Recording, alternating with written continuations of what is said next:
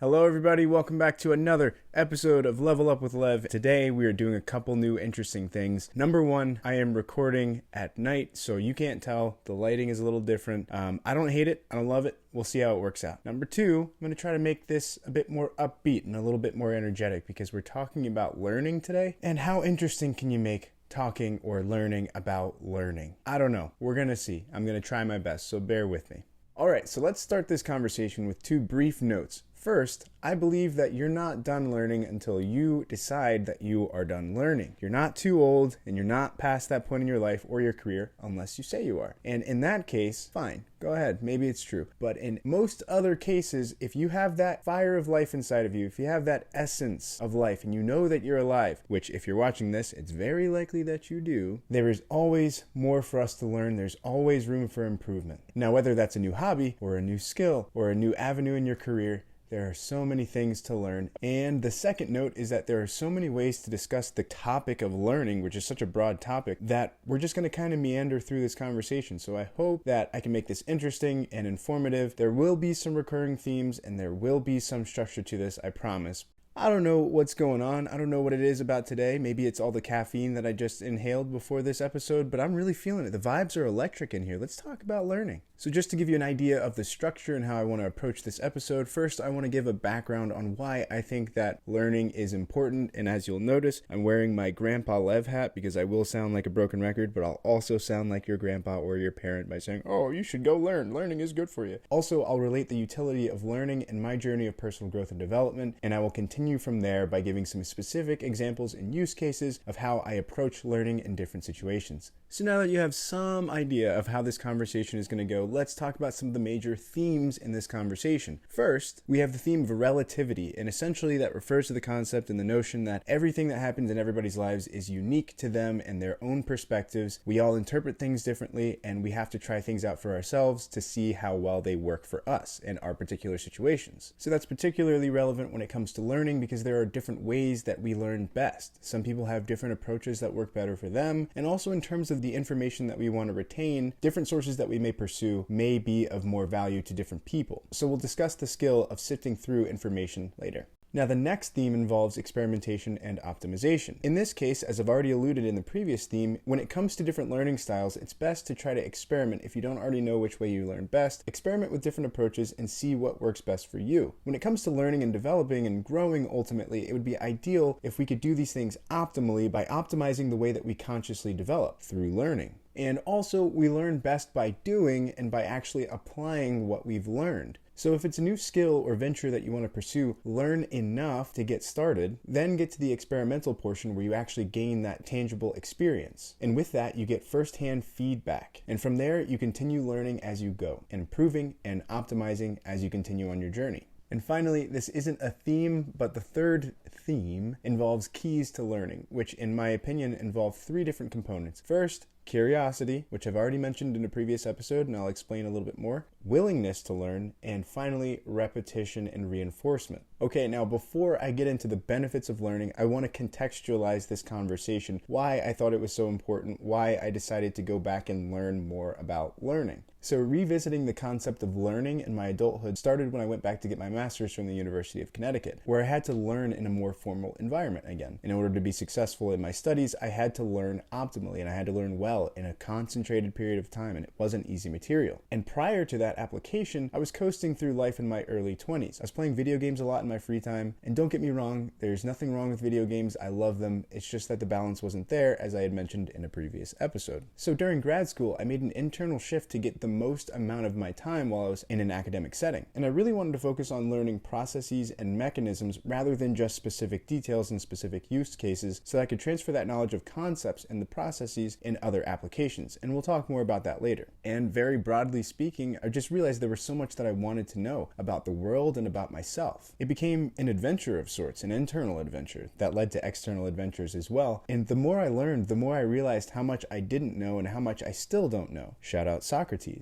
But even more importantly, I realized that there was no excuse for me not knowing something that I wanted to know about or felt that I needed to know. It was all there waiting for my curiosity and my willingness to pursue it. Through exposure to certain material, I learned a lot more about myself, and I continue to learn more about myself each and every single day. It also became a healthy channel for my very active mind, and serves as a replacement for some of the other pastimes that I used to engage in that I wanted to set aside for the time being. Now, this included skills directly related to my career, such as proficiency in statistical coding languages like R, and geospatial software like ArcGIS. But this also included other skills, such as improving my interpersonal skills, understanding of financial matters, psychology and mindsets, and other subjects as well. Gosh, I tell you, we are cooking with lightning today. Let me know how you feel about the pace of today's episode and the energy, the vibe. Let me know what you think down in the comment section below or in a DM. Very curious to hear your thoughts. This is an experiment. Okay, so I have this Grandpa Lev hat on for a reason because I'm going to sound like a grandpa. Let's talk about the value of learning and why I think it's so important.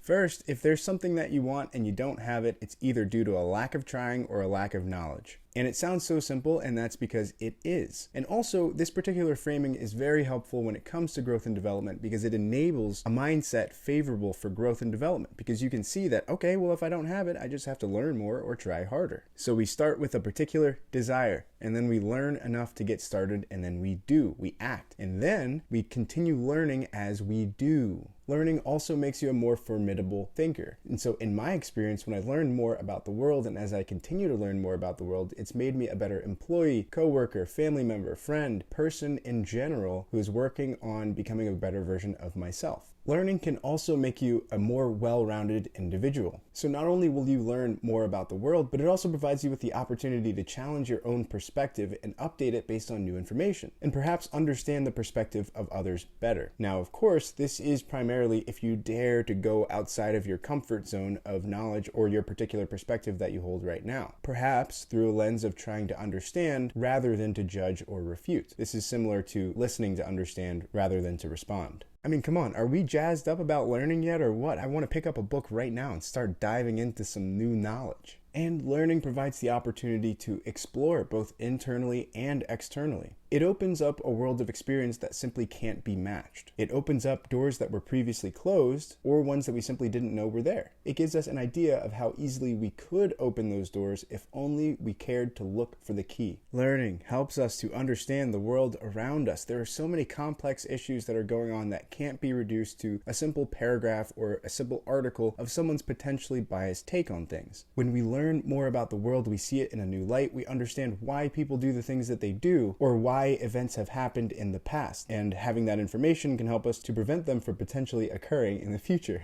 Obviously, this is a great benefit to ourselves and to those around us. We need more informed individuals in the world to guide us to the future, so I think it's a noble pursuit. Nerds rise. And finally, absorbing more material with the purpose of learning provides us with the ability to deepen our vocabulary and enhance the language that we use to express ourselves. So if you notice that I sound a little bit like a nerd sometimes, it's because I read all the time and I listen to educational podcasts. Sometimes I listen to lectures while I'm making dinner. Okay, that's enough. We get it. I can take the grandpa hat off. I won't actually take it off. I'm going to keep it on because I'm just going to keep it on just for consistency in the episode. So now let's talk about the importance of understanding how you learn best. With all of those benefits that I mentioned, it only makes sense that learning is a key to the future that we desire. So I thought it would only make sense to understand and identify how I learn best in order to make the best use of this key that can get me to where I want to go. So this is where I want to start talking about the role of optimization in our lives. Now, the word optimization is defined in the Oxford English Dictionary as the action of making the best or most effective use of a situation or resource. And when it comes to getting better and leveling up, for me, it's not even a question. I want to figure out the best way to do things. That way I can get to that next level as soon as I can. And when it comes to learning, that means identifying how I can learn better. And so with all of that said, I want to dive more into my personal experience with learning, which may help to understand why this is even an episode in the first place. I'll share what has worked for me given my particular circumstances. So before we get all personal, just a general reminder that everybody is different. We all learn differently. We all intake information differently. Some people are better with names. Some people are better with with faces. Some people have photographic memories. Some people are better remembering vibes. We all have different ways that we learn optimally, so a general tip is that once you figure out the way that you learn best, try to use that as much as possible. And if you struggle with learning in a particular field, try researching and understanding how people with similar struggles have overcome them in order to improve the way that they learn. Try out different approaches and see what works for you. As you'll hear in a moment, that's what I did. So now let's talk about Lev. That's me. So I have a relatively mild form of ADHD, the fun kind. It's been a journey for me to understand how to work with myself in that regard when it comes to being present and engaged with the material required for my personal and professional development. I used to think that I simply couldn't learn like others could. I was gifted in certain areas like math and psychology, and not so gifted in other areas like reading comprehension. In these areas where I was weak, I figured I'd do what I could, but I would only succeed up to a certain point. And while limits may truly exist, that wasn't my fundamental issue. My fundamental issue lied in the fact that I didn't know how I could improve the way that I learned different material that I wasn't exactly gifted in or interested in order to maximize the retention and solidification of the material in my mind. So when it came to grad school, I realized that I had to overcome this hurdle in some tangible sense. So I started Googling things like how to read a scientific article and how to learn better. I'm not kidding. And listening to YouTube videos on how smart people learn. Then I gave some of these techniques a try. So for example, one of the YouTube videos that really helped me was a video titled "You're Not Stupid: How to Easily Learn Difficult Things" by Elizabeth Phillips, who is a medical student and also a content creator. And as a fun fact, this is where I was introduced to the Feynman technique, which involves curiosity, as I've mentioned before, and where I was also introduced to the book Surely You're Joking, Mr. Feynman, which has become one of my top 5 favorite books. So again, that's another recommendation for you. And I will touch on that approach later in today's episode, but I do highly recommend checking out that episode because she explains it in a very well put together manner, and she also has a bunch of animations and infographics to make the material interesting, and she has a great channel. So go check it out, go check it out, go check it out. And not everything that I searched, not all the videos or the resources that I explored, not all those techniques worked for me. So the important thing was that I did scan and I did search for ways to improve, tried out different approaches to see what worked for me and what didn't, and once I got a good feel of what did work for me, I could understand my previous failures and my gaps in understanding and my learning approaches that I was perhaps exposed to when I was younger. And once I found that sweet spot, learning became much more facilitated as I've gotten older, which has led to an incredible, never-ending journey of improvement through new knowledge. And through those successes, through that trial and error, I've developed and improved this willingness to learn, which is roughly equivalent to being teachable when it comes to an external mentor or teacher. And a side note, understand that mentors aren't always in person. They can be through authors and books. They can be professors through lectures that are taught online, podcasts and YouTube videos, and more. And if you didn't know, by the way, tons of universities post full courses and all of their lectures online for free. Like on YouTube, you can go right now and look up any subject and you can find a university that publishes that course, like MIT, other different universities. They just post it for free. I found tons of great free resources online for me to improve my understanding in physics, statistics, coding, philosophy, religion, Excel, finances, and more for college, my career, and my personal interests as well. So again, simply knowing that information, perhaps by listening to and watching this video, I'm hoping to give you that same key that I discovered along my journey. And so with all of this in mind, if you can't tell, I've become quite addicted to learning. Nerd.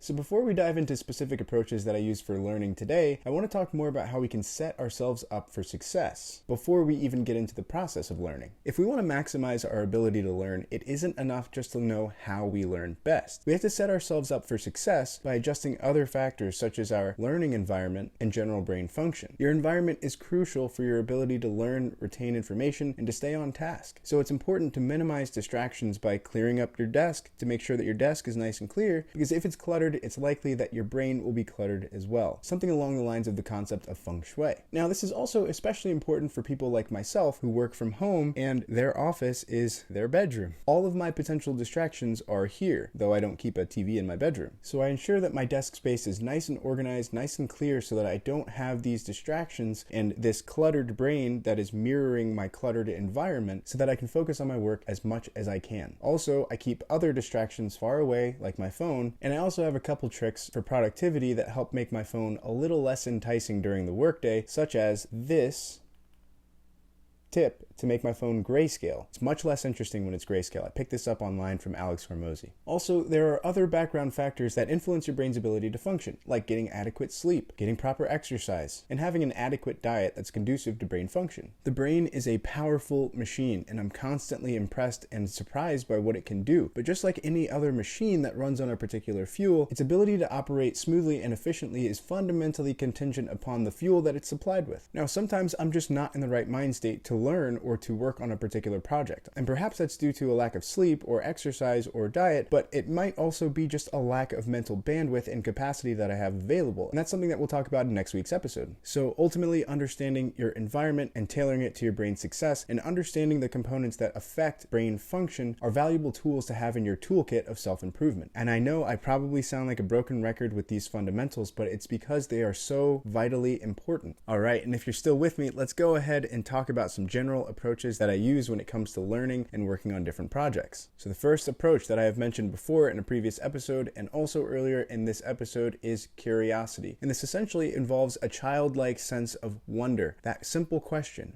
why? A lot of people who are successful and who are trying to level up are curious about the things that they are learning and try to create that sense of curiosity, even if it's something that they're not interested in. Now, this is certainly a skill to be developed, especially since when we were young, we were taught to stop asking why at a certain point because it can get understandably annoying. But when you think about it, this is how we get a deep understanding of different concepts and material. For example, when trying to understand a particular concept or a particular mechanism, I ask why whenever there's even a bit of uncertainty in my head. And yes, this may lead me down a few rabbit holes, but I'm trying to get to the bottom of the issue so that I can understand the problem as best I can. And these rabbit holes are often what lead to that firm and solidified understanding of the material in question. And a general tip, if you tend to go down rabbit holes and they're not very fruitful because you're not sure how far deep you need to go, just take a break. I find that that helps me to reset my perspective so that I can realize, oh, I don't need to go this deep. And to relate it back to my personal situation, this curiosity has helped me to overcome the lack of interest and my tendency to wander when it comes to material that I'm not exactly interested in, because I foster and I create this interest and dive into different subjects and dive into different material in a way that allows me to actually engage with it and understand it. It wasn't the issue of not being able to learn it. I just didn't find techniques and approaches that would help me to be engaged in a way to succeed. Now, folks like myself who are not good at just memorizing names or memorizing facts or dates, things of that nature, I employ the use of mnemonic devices. Mnemonic devices are defined as a pattern of letters, ideas, or associations that assist in remembering something. So think King Henry died mad drinking chocolate milk, which is a mnemonic device for memorizing the order of metric prefixes. And the idea here is to capitalize on the brain's ability to connect different things to create a string of associations between seemingly unrelated ideas in a way that helps information stick and land in our brains. And since I don't have the strongest ability to remember things the first time I hear them, I use the old trick of repetition. I try to pair this with as many senses as possible, such as audio and visual. So I'll repeat the words over and over as much as I need without music. And to compound the effectiveness of each of these approaches, I'll combine them whenever possible. So for example, if I'm trying to remember a particular fact or a particular concept, I'll repeat a particular mnemonic device as many times as I need each and every time I revisit a particular subject. So to contextualize this, I want to walk you through an example that I use from work when it comes to learning plant ID, which is one aspect of what I do for work. I work in urban forestry. So when I'm trying to learn a new plant, for example, Bulbine frutescens, I will draw out the important features of that particular plant and use color as often as possible. This also has the additional benefit of forcing me to key in on the important characteristics of said plant. Now, I just wanted to show you that one because it was a really pretty drawing and I love the flowers on Bulbine frutescens, but when it comes to rote memorization of, for example, the family, genus, species, and common name, I have another example. There's a plant called the Mayten, M-A-Y-T-E-N, and its scientific name is Maytenus borea. It's also in the family Celestraceae. And when I wanted to memorize that, there were no other species that I knew in that genus, and it wasn't sticking for me, so I came up with this mnemonic. Now, it's a little silly, but as I mentioned earlier, the sillier the mnemonic, the better. So this particular tree has pendulate branches and a lot of tiny leaves on it. So in my head, I thought this tree needs a lot of maintenance. Fortunately, there are cattle, boreas, to clean it up. Thank the lucky stars, Celestraceae. But you have to remember that the family name Celestraceae is not C-E-L-E, it's C-E-L-A. I know, silly, but whatever works, works. And I find that whenever I create a silly mnemonic like this, it always sticks the sillier, the better. And when it comes to repetition, I wanted to make sure that anytime that I was studying these plants, I would only look at these features, these drawings that I drew if I wasn't looking at the plant in person, and I would say aloud the family, genus, species, and common name. That really helped to solidify that information in my head, not only by repeatedly exposing myself to the material, but also by saying it out loud so I could hear it over and over and over, which helped it to solidify in my mind. Another approach that I use is putting things into my own words. A helpful starting place involves translating what you've read or what you learned into a language that you understand. You can think of this either as paraphrasing the material or just translating it into your own language. So whenever I'm reading books or listening to lectures or reading scientific publications and I want to use the material later or make sure that I understand the material, I paraphrase important pieces of information either in the margins of the book or in some other place like a notebook or a reference management software. And then I'll put it into practice or use in my life or in my work. Now this not only forces me to really make sure that I understand what I've read or heard, but it also leads to a pretty interesting level of engagement. It ensures that I'm fully involved with what I'm doing.